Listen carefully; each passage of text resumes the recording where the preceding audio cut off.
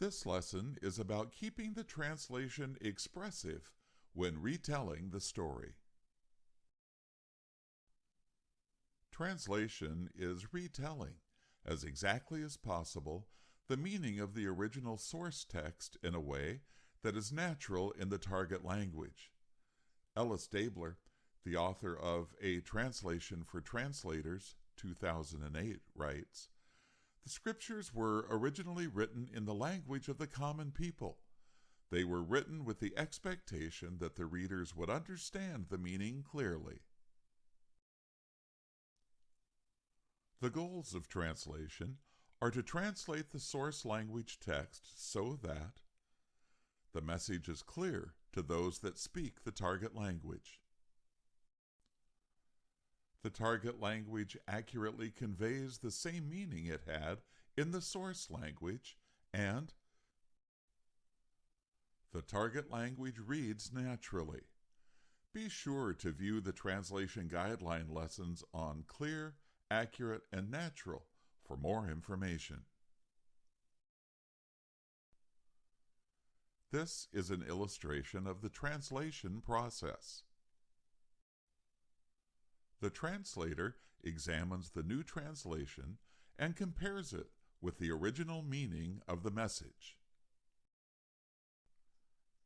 Ensure that any expressive meaning comes across similarly in your language. Determine the actual meaning of difficult idioms, proverbs, and figures of speech. Usually, idioms cannot be translated literally into another language. The meaning of the idiom has to be expressed in a way that is natural in the other language. Here are 3 translations, all with the same meaning, of Acts 18, verse 6. "Your blood be upon your heads. I am innocent." RSV. "If you are lost, you yourselves must take the blame for it. I am not responsible." GNB. "If God punishes you, it is because of you, not me." TFT. Here, they are using the words blood and lost as idioms referring to guilt. A figure of speech is a special way of saying something in order to catch the attention or produce emotions. Often the meaning of a figure of speech is different from the literal meaning of the words. The meaning is not intended to be taken literally. Here are some examples. "I was shattered." The speaker was not literally broken into pieces.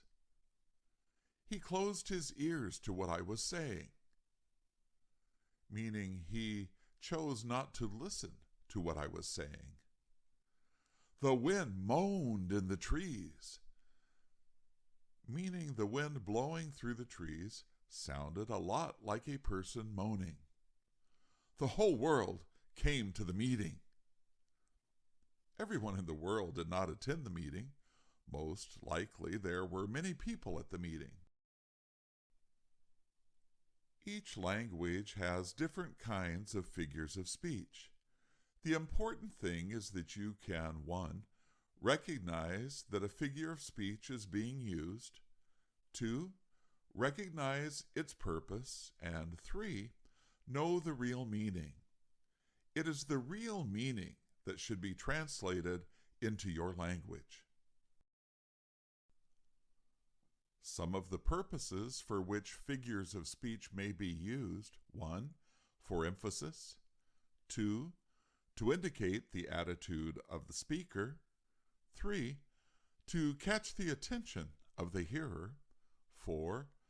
To produce an emotional response in the hearer, for example, surprise, disapproval, or sympathy, 5. For stylistic variation. For more information, be sure to review the figures of speech lessons as well. Rhetorical questions are another way that the speaker captures the attention of the reader.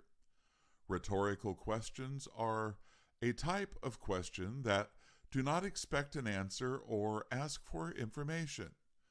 They can be intended as a rebuke, a warning, or to express surprise.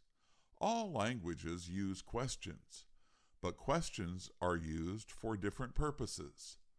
The most usual purpose for which a question is used is to ask for information. The person asking the question expects an answer.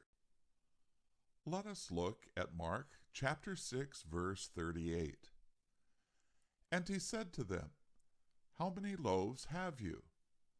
Answer, 5 and 2 fish. This is an example of a real question, a question that expects an answer, although it may not necessarily receive one. But sometimes questions are used for other purposes, such as Mark chapter 8, verse 36. For what does it profit a man to gain the whole world and forfeit his life? Here, no answer is expected. The speaker is not asking for information. He is emphasizing a point. It is no advantage at all to a man to gain possession of the whole world if by doing so he loses his life. This is an example of a rhetorical question. A rhetorical question does not ask for information. It has some other purpose. You may need to restate a rhetorical question as a statement when you translate. Remember, be sure to keep the same purpose and meaning as the original rhetorical question had. See more lessons about questions in Translation Academy. Remember, communicate the feelings and attitudes of the original text. Translate them into forms that communicate in a similar way in your language. Consider how that meaning might best be accurately, clearly, and naturally expressed in the target language. This ends this lesson on expressive translations. Be sure to view other lessons on translation guidelines.